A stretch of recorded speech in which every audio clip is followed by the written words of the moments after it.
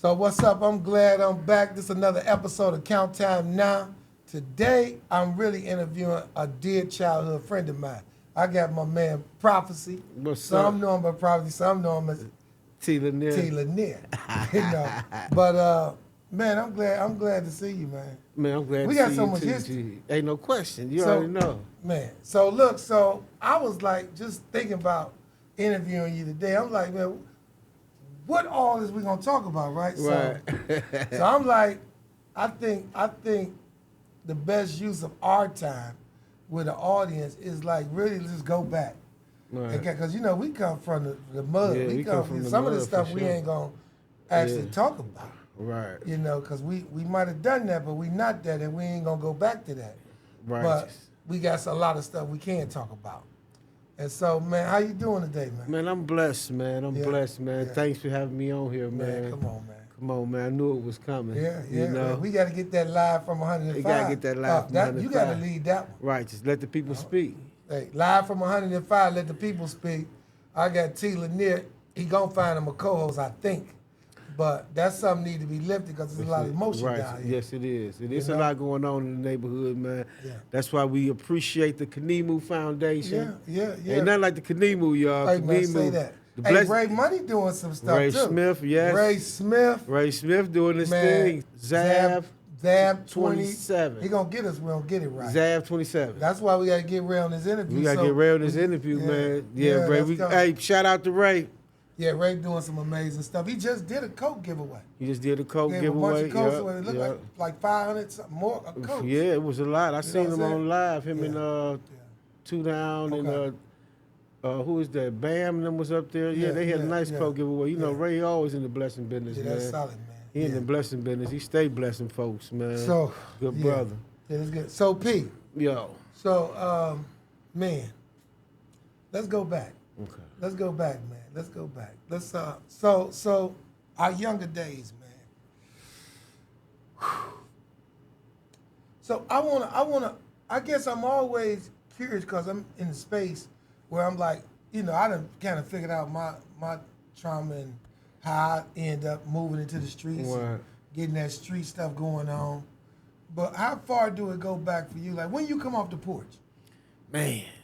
You know? Man, 100. I came off the porch, man, in elementary school, G. And for the listening audience, because everybody ain't from the streets that's listening to this show, coming off the porch is really like a time where you either listening to mommy, daddy, or grandmama and them, and then you decide that at whatever age, you about to go and experience the world on your own. You know, right? Yeah, wait. All right, so hey, man, in elementary school at Joseph Landon. Damn. How old was you? Yeah, I was like in the 6th grade, man. You came off the porch in the 6th grade? I came off the porch in the 6th. That's cold. How old is you in the 6th grade? Like 6th grade, you like grade, what? Like 12? 12? Okay, like 12. well. Yeah, I was like 12, yeah, 11, 12. Yeah. I was kind of in the... I came because I was born in the struggle though, believe. When 12 I came, years old. 12 years old, man. That's about the age today with these youngsters too. Yeah, I was on the block. I was hustling. You can turn the bottles in back in the day. You get credit in the store, get all the bottles, collect the bottles, take them to the store, collect the credit, stuff like that. And then next thing you know, I got off into them streets, man, at a young age. Because we were struggling back then. We were poor, man. People were struggling back when I was about to ask you that. Because we was coming up. It was rough. You just said when you came off the porch, you was like returning pop bottles and all that, getting some money. So I was about to ask, like, what was it an issue of? Was it a financial issue that brought you off the porch? Yes, because for one, everybody's situation ain't the same. Yeah. I was my mother. You know, my grandparents took care of us. I remember your grandparents. My role models wasn't like that positive. Okay. You know what I mean? And then everyone is a product of their environment. So, you know, I was a sponge. All kids are sponges, and I thought that was the thing to do. Yeah. So you watching? I'm watching, and then they get the money, and hey, I don't know, man. Yeah. If this is radio friendly or this raw footage, cut, man. You feel me? Just don't say nothing where they can come back on it. I can't protect that. But other than that, you good. No, but you know, my people were activists. They was fighting for the rights of black people to vote. Yeah. helped with the WIC program, got that started and stuff like that. But my mom wasn't around, man, so I was the youngest out of 3. And then I started hustling. I used to buy me and my sister and brother clothes and tennis shoes. Wow. And I was the youngest. I used to go out of town when I was 16 years old. You was like I had a sturdy. You was a little more mature than me. I ain't make it out. Yeah, I hit the block, but I wasn't out of town. You can ask grown people in the hood, man. They was getting treated for me, man, when I was a kid. When I was a kid, they was grown. When I was a kid. Okay. Yeah, I was getting it. I was getting grown man money at a young age. You know what I'm saying? Because I was poor. I tell my kids all the time. Sometimes I didn't because I wanted to, because I had to. It was survival. That's good. So now you saying something. Cause I'm trying to think. You already came off the porch at 12, and you putting in major work at 14, 15. Back then, even though I know it's different today than back then, what adults could really tell you something if you in the struggle, you need money for you and your siblings, and you out here going to get it? Like, what kind of adult can even, pull up on you? But my bloodline, though, it come from my bloodline and my people. You so know it's what just I'm saying? I wasn't, I was born. It was in my blood. Okay, so it's you just feel me? And everybody in that order, and everybody know my family. Everybody know the Laniers, though. From the city of Cleveland, you know the Laniers. Okay. You know what I mean? My mother, Bob Lanier, Bill Smith, Rockmont, Sante. So it wasn't all that uncommon to see like young Prof. You know what I'm saying? Hitting that block, starting to get some money. In this neighborhood right here, I was born on the Gold Coast. South Boulevard, day one. You feel me? I got 58 years on 105. Well, yeah. I'm kicking 6 decades. 6 decades on 105. You know what I mean? 6 decades. You done seen heavy transition. Yes, I have. From 6 decades. I want to get into that too at some point on the show. Like, growing up on 105 Gold Coast, always be like, because the Jewish community was here first. Righteous. And that's why a lot of synagogues and all that. But then 68 Riots, which I know your people had something to do with, because y'all do something every year, right? July 23rd, 1968. Every year y'all Glenville celebrate Riot. what? Yes, we celebrate the anniversary of the brothers and fallen brothers and sisters that died in the struggle for all of us. Yep. They sacrificed their lives, you know what I'm saying? So we do something every July 23rd. That's the Glenville Riots. The Glenville Riots, 68 Riots, 68 July riots. 23rd. Yeah. So you now I'm gonna tell you, I was born in 68. Right? Righteous. So, and we had to move. I talk about this sometimes, but my mom stayed on like 117 when I was a baby. I'm talking about 2-3 months old. Shit, I was born March 24th, so I'm 2 months. Right. Man, she said, my mom, when she reflects, she said it was tanks. They was killing. I mean, police getting shot, people getting shot. It was straight real. Up. National Guards, you know what I'm saying? We moved. Matter of fact, we ain't moved. We left our house. My mama say it wasn't about packing and, when you move, you get a truck. Right. And no, we ain't moved. We extracted. Wow. We left our house, everything in it, except for what they could probably carry, and me. Right. Wow. And went over to my grandma's house. What? Yeah, they got up out of there. They said it was chaos. rough. It was chaos. It was chaos. And I was born in 67, so I was 1 year old. You in diapers. I'm in diapers. I was 1 year old, so we was born into that. Yeah. And that's part of our legacy, and people don't know about that. You know what I'm saying? Because 105 back in the day, you had fish markets, supermarkets, delicatessens, cleaners, pharmacy, Doc Ellis right here next door. Wow. It was so many things from Superior to St. Clair, bro. It was action and around. It just went away. And it just went away. Oh, it ain't just went away. It was some intentionality. It was by design to eliminate some things that people wasn't happy with. You know what I'm saying? Okay. As you can see from then to now, it's nothing but parking lots. So tell me, I want to, because you was here, 60 years, 10 toes down. What started, when did you really realize, like, them 105 changing? Like, certain stores or buildings, when did you realize that? When they started closing down all the black-owned businesses. Really?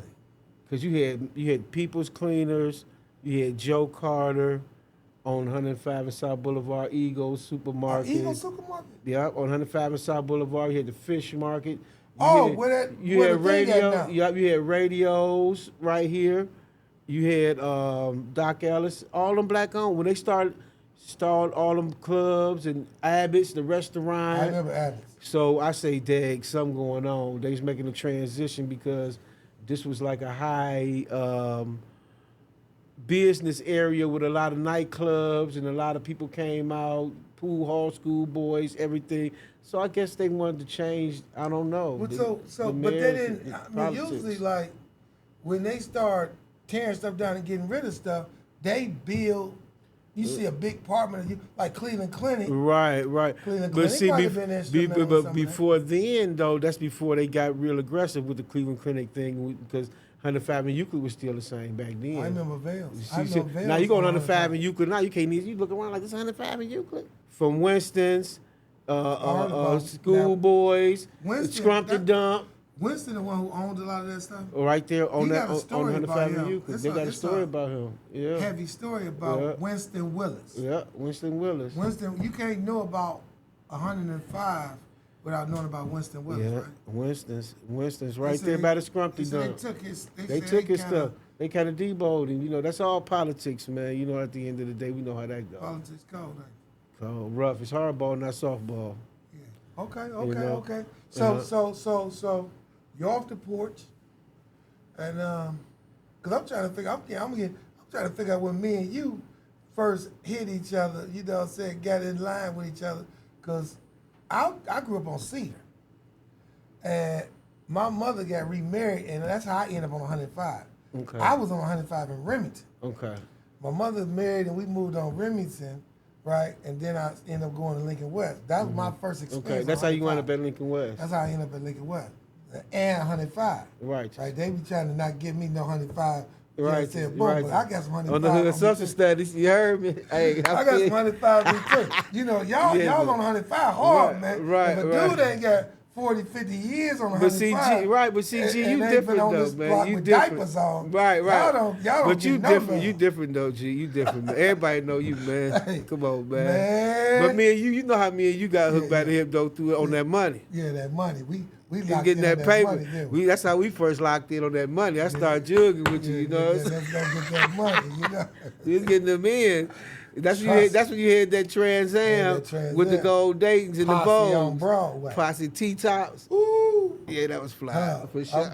You know, we dating ourselves right now, but I remember a time when we was getting the treetop talk. We getting the treetop talk. Yeah. We was young men getting grown men money, man, back in the day, man. That's right. The dollar went a long way further than what it do now. The value of the dollar, you know what I'm saying? Yeah. And the game, everything that changed, man, you know. So watch this. I'm going to fast forward. So we didn't give them the full version of us getting that money together and, you know, and making people and keeping people honest. You know, I said like that, right? But I remember I ended up going away, you know. For the listening audience, let me be clear. When you do crime, a lot of times you have to go do time. Yes, sir. I ended up going to do 10 years. Hey, but when I came home, I ran right back into you, man. Ran right back into me. Right. I was the hottest rapper in the city. I was fresh out. Fresh out the joint. And you had just had some babies.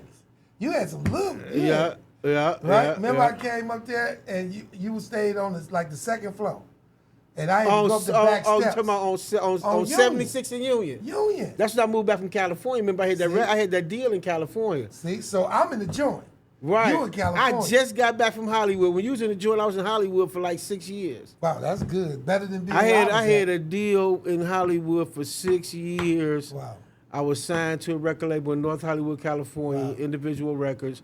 My dude, LOH, Land the Heartless, agent and them. Yeah. We went down there. They had a video in Oakland at Club Jeffries, and everybody, my dude Brett worked at the Greyhound. He got 13 bus tickets.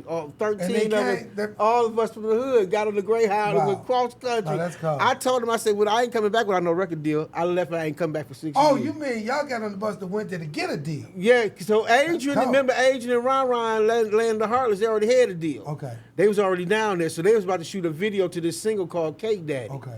So Brett, but big homie Brett, the one that just came home, he worked at the Greyhound, so he got us a hookup on 13 round trip tickets to California. Wow. And we so young, we ain't knowing how far this trip gonna be. This is a 2-day trip. We on the bus, I'm getting my hair fresh braided, we doing our thing. Y'all chasing the dream. Chasing the dream, Blake. I got all the way to California. I ain't come back for 6 years. I wouldn't got me a deal. I told him when we left, I said, I ain't coming back without no deal. So you hit that road. Yeah, I hit him with that. I love that. So you in California. And then by the time I came back, boom. And then when you got out, I had just left California, came back. You had some hot music too. Yeah. On this part, we gonna play a few pieces of your music on there. You remember I like the girls that love me. Yeah, I did the heavy D joint. That was cold. Yeah, the OG prophecy. That was man. Beat that Gorgeous Stacks. Ooh. That's a joint. Gorgeous Stacks. Hood rap. Oh man, that was a cold one, boy. They don't even know. I need to play that now. That's iconic. Yeah, that's one of my classic. That can go right now. Yeah, that can go right now. That's one of my classic joints, man. But I ran into you and JD. Yeah. And then I remember I introduced you to Zarathustra. Yeah. Zarathustra. Thus spoken Zarathustra. Cold piece. A lot of people don't know about that. The Overman demo. Yeah, that's a book that I read by Friedrich Nietzsche. And that book carried me through a lot when I was inside. Heavy Peace. Heavy Peace. That Overman. He wrote a book called Thus Spoke Zarathustra.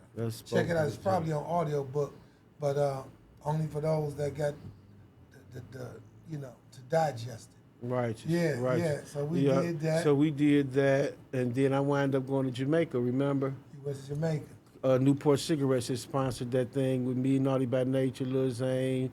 Yeah, you still in your rap career. That was in the early 2000s when I came back from Cali. And then me and you had bumped into each other. I came home 99. Yeah. And I came home November 99. And then you came home hitting the ground running. You wasn't playing with him, man, G. You had a club, you had a nightclub in 15 minutes. I did have a club. I did have a club. You came home, man, got that nightclub, man. But Fred, you always supported me, though, with my music, anything I did, though, Bleed. It wasn't hard to support you because you're a go-getter. You know what I'm saying? For sure. You always supported me, bro. I appreciate that, man. No, we you know, me and you, the love we got for each other, man, is unmatched, brother. You already know. You already know what it is. Yeah, ain't no messing that. Non-negotiable. I ain't got a lot of friends, man. Yeah. Damn sure what So look, so 2000. Now 2000, so I'm doing the club stuff. So I came home, I thought I was an entrepreneur. And I ain't know nothing about because the one in the Flats was before the one on 93rd. Yep. I had the nightclub in the Flats. That was big. But then I started noticing how politics and entertainment kind of either went together or they kind of, right? Because I didn't have any political ties. I'm just down there thinking I can make money and do good. And I caught a lot of slack from law enforcement. I remember. Yeah. I remember they cut the top of the Flats off so people couldn't even go down to my spot. Yeah. You know? They wanted you gone, didn't they, man? They wanted me out of there. They wanted, matter of fact, there's a situation now in Cleveland with my man Brian. That one with that spot? Yeah. He was the only African American that got boarded down in the Flats, and they done boarded him up for incidents that, let me be clear, didn't have nothing to do with his particular place of business. It's still going on down there in the Flats right now. Mm-hmm. But the only African American club that's down there that got shut down and boarded up. That's interesting. That's interesting. It right? is. Because they was on my heels. But you know, that's crazy because the political ties you got now, it would be a totally different story. Yeah, if that was who you is now. Why do you think I got into this? Right. Man, listen. That go back to the collateral sanctions. One of the reasons, man, listen, I had the spot in the Flats, and I also had the spot on 34th and St. Clair. Remember the old Baby Grand? Yeah. And man, I'll never forget the Asian lady I was buying the building from. She came to me and showed me a piece of paper said that the known ex-felon by the name of Fred Ward shouldn't own or operate this business. Wow. And I was arguing like, man, I got a right to this. I got a right to do business. What the hell they talking about? I ain't studying. But I was wrong. I didn't know that once I caught that felony, that I lost a lot of my civil rights, right? And so I'm arguing, I got a right to this, I got a right to that, and I didn't. That's what I'm fighting right now today. But I got into the nightclub business because entertainment is a viable way to make like a lot of money and like have some fun. So I'm thinking if I can have fun and make money, man, that's the way I want to go. Right. But even some of those avenues is blocked, right? For us, unfortunately, which led me to know like, man, I was opening up spots and man, before I could even get my money back out the spot, they trying to shut me down. And so I realized like, oh. Why you was on the incline? Why I'm on the incline? Why I'm not even doing illegal stuff? Right. I'm like, you know what? I realized that politics and business, and I hate to use this because I'm a big advocate of nonviolence. Sometimes we got to change our language. Right. But I used to be like, politics and business like a gun and bullets. If you don't want no gun without bullets and bullets without a gun, then you don't want to be doing business without a political position. Imagine that. Makes sense. Wow. Because people in power care about staying in power. Yes, and if they know you got a political position and you could interfere with them staying in power, they'll probably leave your nightclub alone. Or leave your smoke shop alone. Right? Which lead to like why so many people, and I'm gonna speak to my own people, African Americans, a lot of our brothers and sisters want business and they want to develop businesses, but they don't want to vote and they don't want to have a political position. Right. And then they wonder why, man, they shut me down. They come to me all the time. Hey, Fred, man, you think you can talk to the kids with me? Man, they shut my place down, man. They messing with me. I said, man, you don't even vote. What I'm going to say? What I'm going to say to you, don't even vote, man. You know what I'm saying? The power of voting, man. The power of voting, man. I ain't know until I got with the Khnemu Foundation. I learned so much being a part of the Khnemu Foundation. I learned so much. My life has changed. Khnemu Foundation changed my life, bro. Yeah. Through all the stuff we can talk about from we were kids and getting in trouble or blah, blah, blah. You know what I mean? But, hey, they know my story, but they got to see my glory. Yeah. You heard me? It's a good ending. Ain't it, man? You heard me? It ain't how we start. It ain't even the middle. No, it's not, man. Come on, man. Yeah. So I'm forever grateful to Fred, man, and the Khnemu Foundation. Hey, God get the glory, man. Ain't no question. I'm First a and servant, foremost, man. I ain't about to hit the rock foremost. and not make it to the promised land, thinking it was I that done it. In that order. I ain't did nothing. We already know how grounded you is, though. You real as they come. I already know. Ain't no question. So, all then the you glory know the goes to haters. God. We don't want to get a haters in that nigga. They be like, man, you free. Yeah, you free. Yeah, you free. Yeah, the Fred ain't nobody out there for you can see. But you said I'm gonna say Fred ain't. Glory to God. That's right, G. That's right. A sinful vessel. That's right. But but the truth like rain and fall with me. Yeah. God used you as a vessel, and thank God for you because, like I say, the Khnemu Foundation changed my life. It changed mine too. Come on, man. My thing is that I was one time I was 1 foot in, 1 foot out. And Fred used to be trying to pull me in, and I was 1 foot in, 1 foot out. And people don't know about that 1 foot in. See, that's why we got to use this show to like educate too, right? Because a lot of people, like, not only do we got to change policy, we got to change the hearts and minds of people. Right. So it's people that ain't from the street. When you say 1 foot in, 1 foot out, I know exactly what you're talking about. Yeah. But there's people out there that don't know what 1 foot in, 1 foot out means. Right? Can you tell them like what 1 foot in, 1 foot in, 1 foot out? That means either you in or you out. You can't be halfway in the streets, halfway want to do right. Boom. You know what I mean? Boom. It don't go like that. But our mind and the stinking thinking and the mentality that we accustomed to, and we feed one another in repetition, and we trick ourselves into thinking it's okay, and it's not. I think it's lack of faith too. It's in that order. You know why? And impatient, lack of faith. Lack of faith. I want to hit on faith. You know why?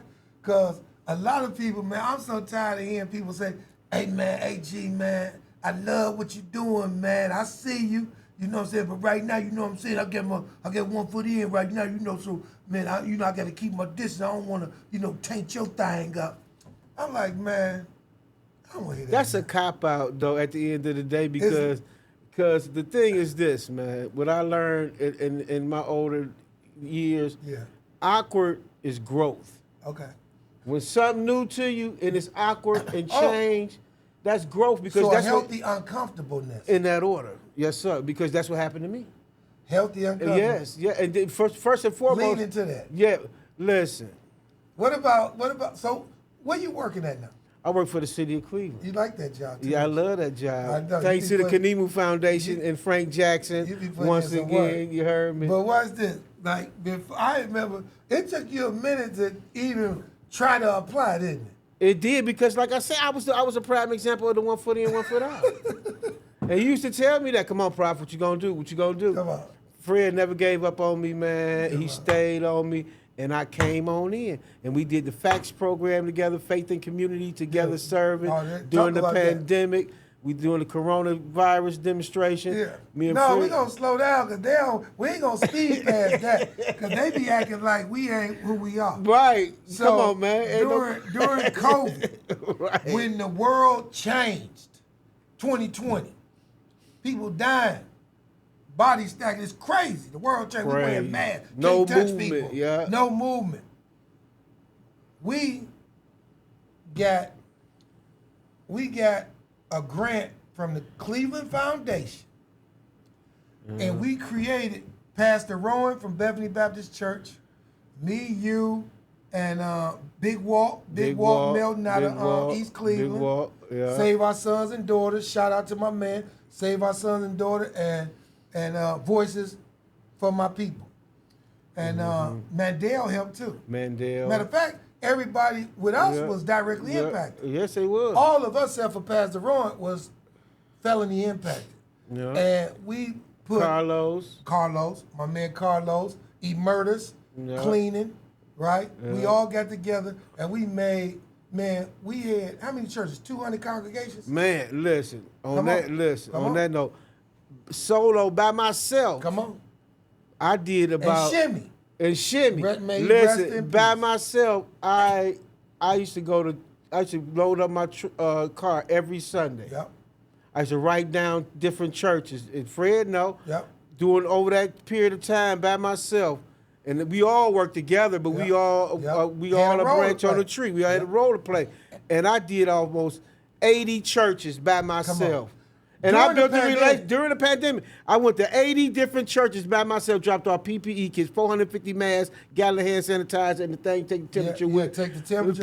Pass it out to all them churches, and we built a relationship with all them churches. I got them all written down. Yep. And multiple, and when they ran low, you came back and yes, in that order. Yes, sir. Right? And they had our contact. Yeah. And anytime they got lower ran out, they called, we'll take them more. Yeah. We did that during the whole pandemic. We had over 200 congregations in the greater Cleveland area that during the pandemic, when people they can't even move around. They stuck in the house.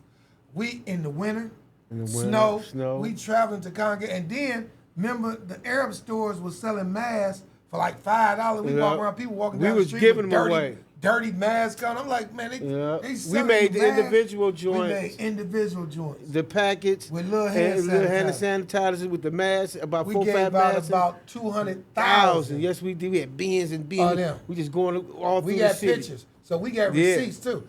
We put in that work. We put in that work. And watch this. And we didn't tell y'all that FACTS was an acronym for Faith and Community Together Serving. Cold demo.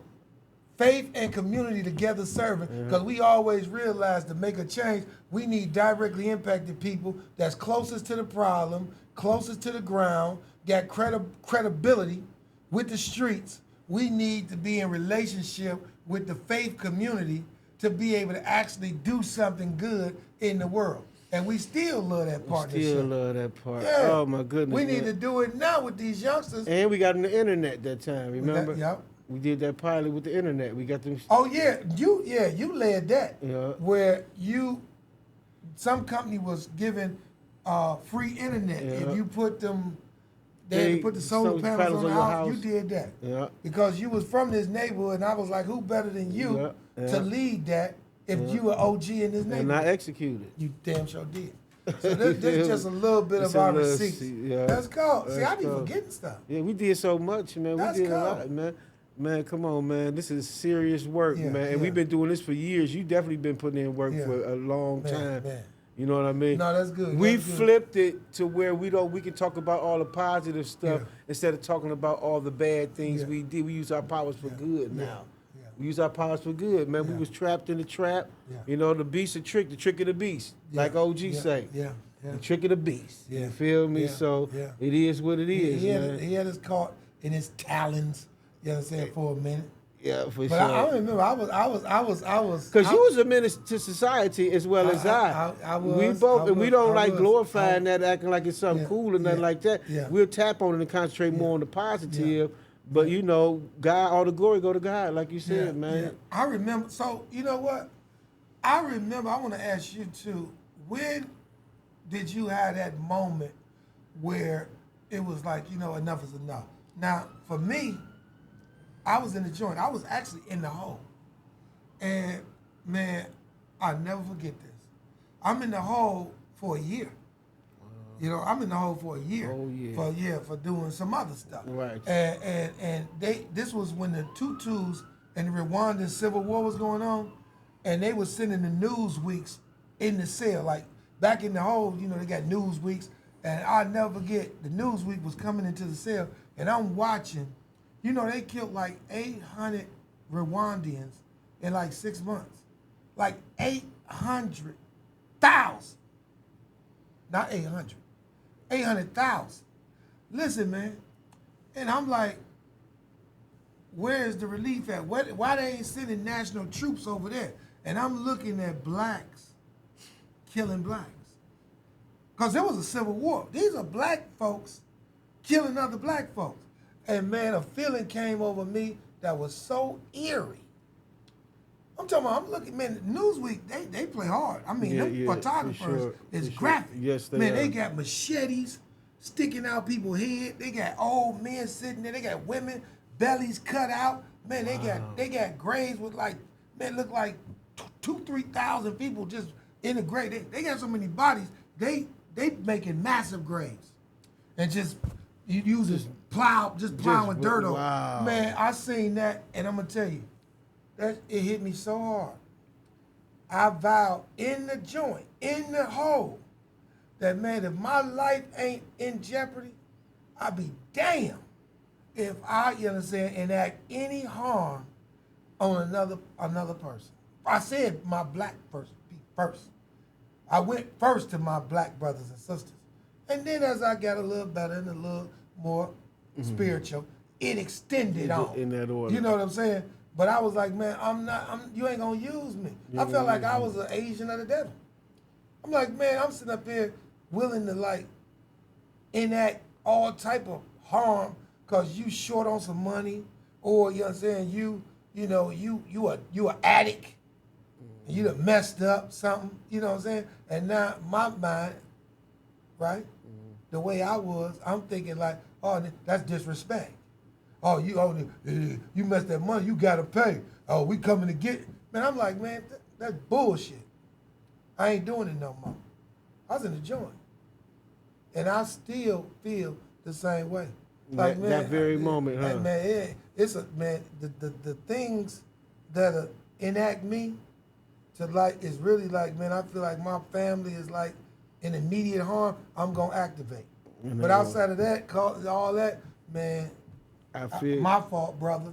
I'm sorry, brother. You know, it was me. What about you?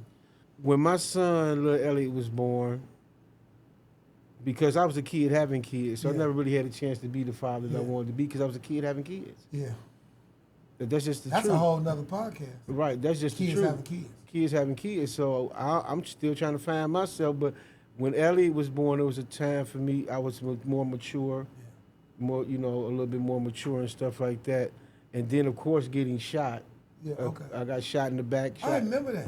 Yeah, I got shot in the back. 6 months later, got shot in the head. That's crazy. God had a plan for you. You know, I'm a firm believer that if you here on earth, you still got a purpose to do. Because when your purpose is over with, I don't care if you're 6 months old or 88 years old, you out of here. Right. So to get shot in your head and your back and still be here, walking and talking, God still got something for you to do. Yes, through His grace and mercy. I'm grateful. So that's, a few things played a part in just being tired. Yeah. You get tired. People, how they tell people, whatever the situation may be, they got to get tired for themselves. You got to. You can't get tired for them. They got to get tired for themselves. Or, stupid is a choice at the end of the day. You feel what I'm saying? My thing, I made a lot of decisions that I wish I didn't, but that's part of my story. Yeah. And through God's grace and mercy, when you're under grace, everything falls into place. So I'm still here, and I'm grateful. I got so much gratitude and gratefulness about that. Yeah. And that really helped me embrace God even more. Yeah. You know what I'm saying? Yeah. And me and my wife, I got married, got me. Listen, my sis. Through the Khnemu, man, listen, bro, my whole entire life changed.com. Man, that's good, man. And I know a lot of people have been in a lot of places, a lot of faces and all of that. Always try to take the shortcut, do the slick route, this, that, and that, and this. But all this time, all you got to do is keep God first and do the right thing. And do the right thing. And have faith. In that order. Even with that 1 foot in, 1 foot out, I think 1 foot in, 1 foot out is actually, I'm going to hold on to what I know to do, even though it might cost me jail time or my life. Right. Just in case. Until I get a real surety. Yeah, that's exactly. But I can't just go in faith and be like, man, I'm going to let this go. Right. And that's trust, you just kind of answered with me. Trust that I ain't going to fall. Because when you in the OG blessed me, man, that changed my life. Yeah. Like, that's a game changer, and I didn't drop the ball. You did the work. They talk every day. They be like, when they say, man, what? Fred, he invited dude. Man, he one of our best employees. See, so that's you holding it too, because if it wasn't your integrity, we could be going backwards.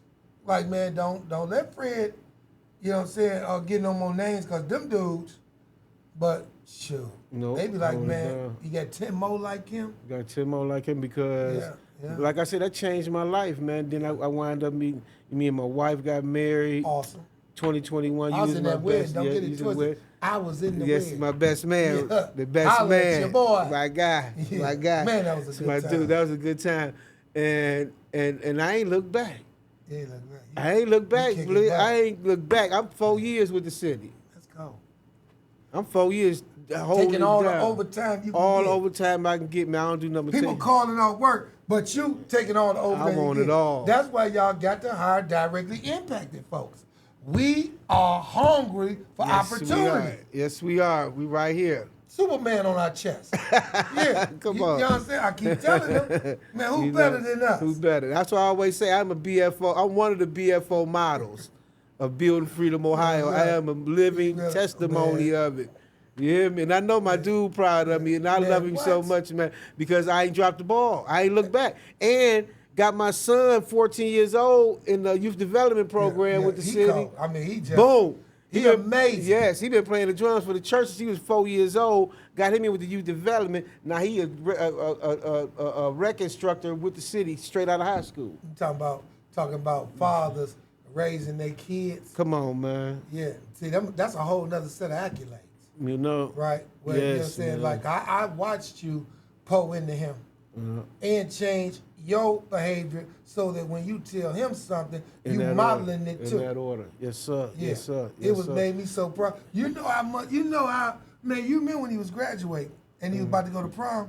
Man, you know how many lights I ran trying to get here before, you understand, to get that last few pictures in. Right. That's awesome, man. That's how proud I was of him, man. He's a good kid, man. Good kid, man. Yeah. So I thank God, man, that turned out how it did, because that was part of my plan to get him with the city at a young age, because they've been, he gonna be good. He gonna be good. He gonna be good. You know how they do sometimes. They get in early. Shoot, they be retiring at 45. 50 years full old. Benefits, 401k on juice. Yeah, man. Instead of us, But again, hey man, the greatest gift that a son can give a father is to be greater than him. In that order. Right? It took us 30 years to figure out, like, the streets ain't necessarily the most... Right.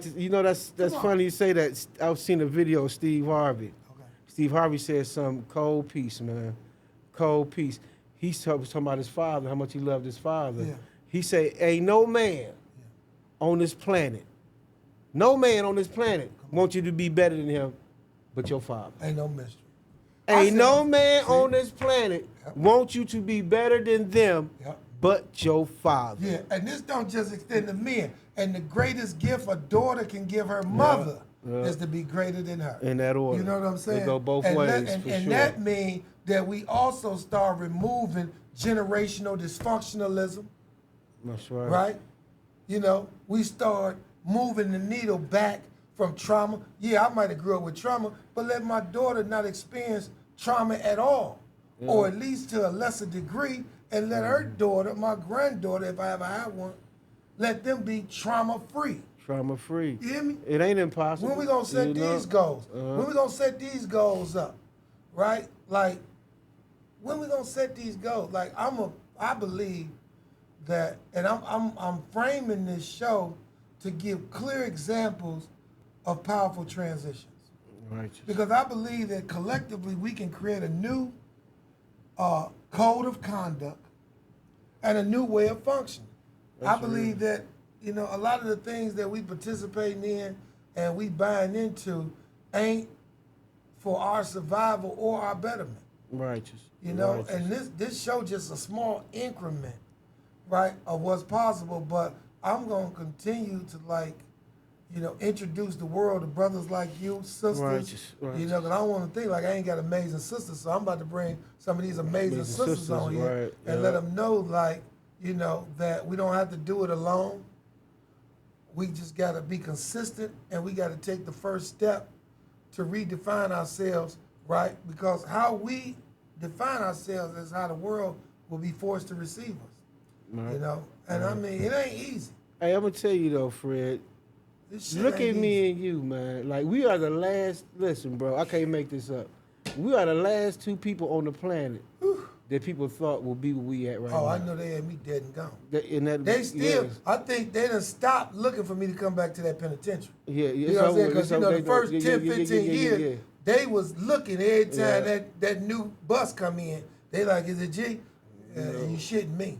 You know what I'm saying? Trick no good. Trick no good. You know? You did a wonderful job, man. I'm so proud of you, though, Fred. I ain't doing it alone. Man. I had a lot of mentors.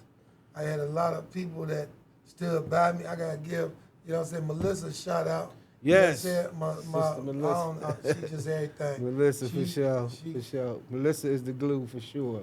Hey, man. For sure. Women, man, we need our sisters. We need our sisters. On every level. Mama, auntie, homegirl, friend, ally. They just balance us, man.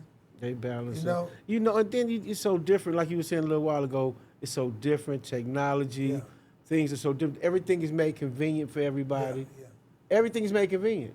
They got people dropping food off to the front door. You ain't got to leave your groceries. You got to go grocery shopping.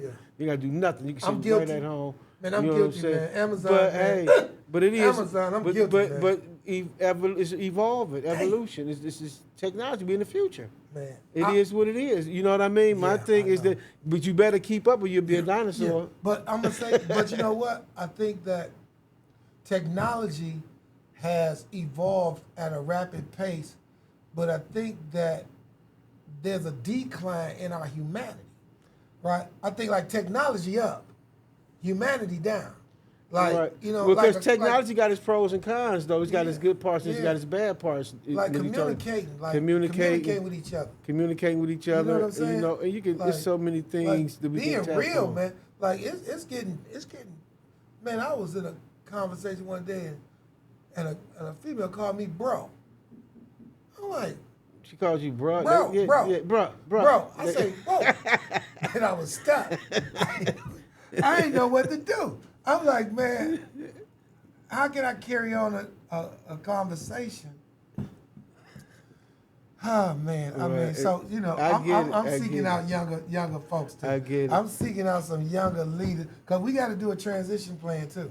Like, you know, I got what I got. I still feel like I got the energy to like make it pop, but I still want to like pour in like these years of knowledge and understanding, you know, all this stuff I done accumulated. I still want to like turn it over. Right. You know, to like that young leadership.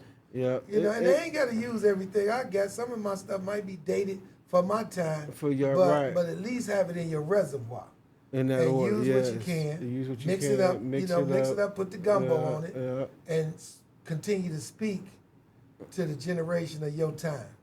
They need it, bro.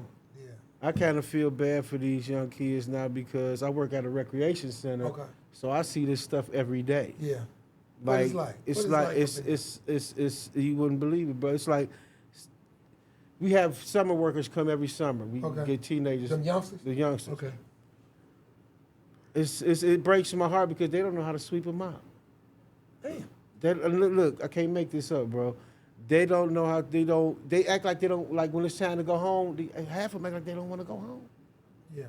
Like we have to make them leave. We close at 8. We have to make them leave. Like they really don't want to go home. We try to be there for them and stuff. We give them food, we feed them every day. But it's a lot going on in the city, bro, with these kids, man. It's a lot. It's a lot. We just need the foundations and nonprofits like yours and people to just keep doing their due diligence and try to help these kids because they need it, man. They need. I talk to them all the time. Yeah. You know what I mean? I always tell them about God and keep God first. I always talk to the kids, man. We probably got to talk to the kids and their parents. You know, I'm gonna tell you, like I try my best, and I'm gonna continue to try my best to always stay hopeful. That whole glass half full. Right. Demonstration, right? But I'm gonna tell you, man. I mean, there are times when I like see the bunt of the reality, and man, I mean, it shake me, man. Man, listen, it shake me. I be like, man. You know what I tell people, friend? Reality is undefeated, bro. See, I live in reality. See, people. So a lot of people, and I notice nowadays, a lot of people like to make everything about themselves and think everything revolves around them. But guess what? I always tell people all the time, reality is undefeated. .com, right? That's what it is. Reality undefeated. And right now, these kids is in a bad position because between the internet, the music, and the video games, they doomed. They had them. And then they create all type of avatars for them. You know, you can create a fake world. What they call that? Multiverse. Multiverse. They create multiverse for them. They got this AI. They got all this stuff. They ain't got to be. They got 1,000 ways to escape reality. So they're not living in reality. So guess what? When you do anything in repetitions, right? Yeah. Whether it's working out, reading, homework, when you do stuff in repetitions, you get it's brainwash. Wow. Brainwash game. These kids be in the room for 8 to 10 hours at a time playing a video game, killing people and bribing people every day for 12 hours a day. That's repetition. So in their mind, it's just a brain. It's just my opinion. They call that simulations. Right. So remember they had the airplane simulators when you was a kid. The airplane simulator. Guess what? Call of Duty ain't nothing but a gun simulator. A simulation is, it's an imitation of life. In that order. And it can also affect emotions. Like if you killing 35 people a day on a game, then at some point your emotion is gonna be desensitized to like somebody getting killed in the streets. It's all about teddy bear, bottle of liquor. Let's move on. It is. And it's sad, but it's true. Wow. And that's the reality of it. See, I live in reality. I tell you, I live in reality, period. When it comes to me, I faced my first to conquer my demons a long time ago. Wow.